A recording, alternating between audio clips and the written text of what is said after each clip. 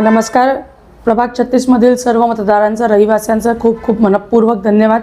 हे आपलं प्रेम होतं, आपला आशीर्वाद होता की ज्याच्यामुळे तुम्ही आम्हाला निवडून दिला. आम्ही 4 नगरसेवक भरगच्च मताने निवडून आलो आहोत आणि हा तुम्ही जो आमच्यावर ठेवलेला विश्वास आहे त्याला कधी तडा जाऊ देणार नाही याची पूर्ण काळजी येणाऱ्या 5 वर्षांमध्ये आम्ही करू. तुम्ही केलेल्या आशीर्वादरूपी मतासाठी खूप खूप धन्यवाद.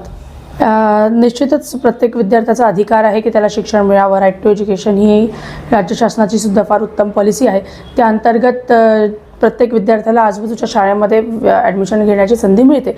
पण तरीसुद्धा कॉर्पोरेशनच्या शाळांची जी आत्ताची परिस्थिती आहे ती सुधारण्याचा नक्कीच आम्ही 4ही लोक मिळून काम करू, प्रयत्न करू. नेमकी आमच्या प्रभागामध्ये किती शाळा येतात त्याची आजच आम्ही माहिती मागितली आहे, ती आम्हाला उद्यापर्यंत मिळेल.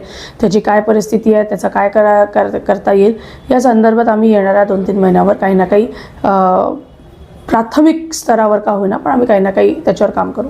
कोणची संस्था डबघाईस आली मला माहीत नाही, पण प्रत्येक शहर हे स्वच्छ असावं, सुंदर असावं याच्यात काहीच शंका नाही.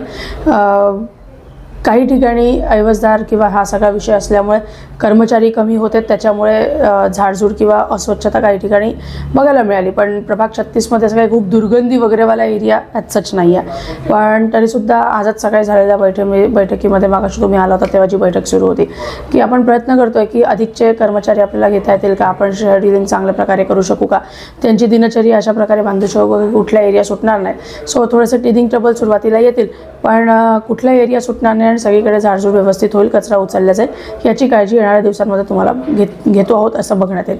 महिलांसाठी म्हणून नाही, आम्ही फक्त आम्हाला काही महिलांनी निवडून दिला नाही आहे. संपूर्ण प्रभागातला प्रत्येक व्यक्तीकडे लक्ष देणं हे आमचं काम आहे, आमची जबाबदारी आहे. त्याच्यामध्ये आम्ही प्रामुख्यानं विद्यार्थ्यांसाठी काही लायब्ररी, डिजिटल लायब्ररी करू शकतो का याच्यावर काम करू.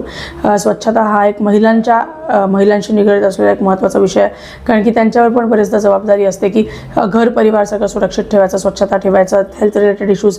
त्यामुळे स्वच्छता हा एक प्रामुख्याने विषय घेतो आहे. युवकांसाठी स्किल डेव्हलपमेंट सेंटर असतील, ई लायब्ररी, डिजिटल लायब्ररी कुठे करता येईल त्यासाठी आम्ही थोडासा प्रयत्न करणार आहोत. आणि waste water line, storm water line जी आहे त्याच्याकडे आम्ही थोडासा कटाक्षाने नजर आम्ही ठेवून आहोत.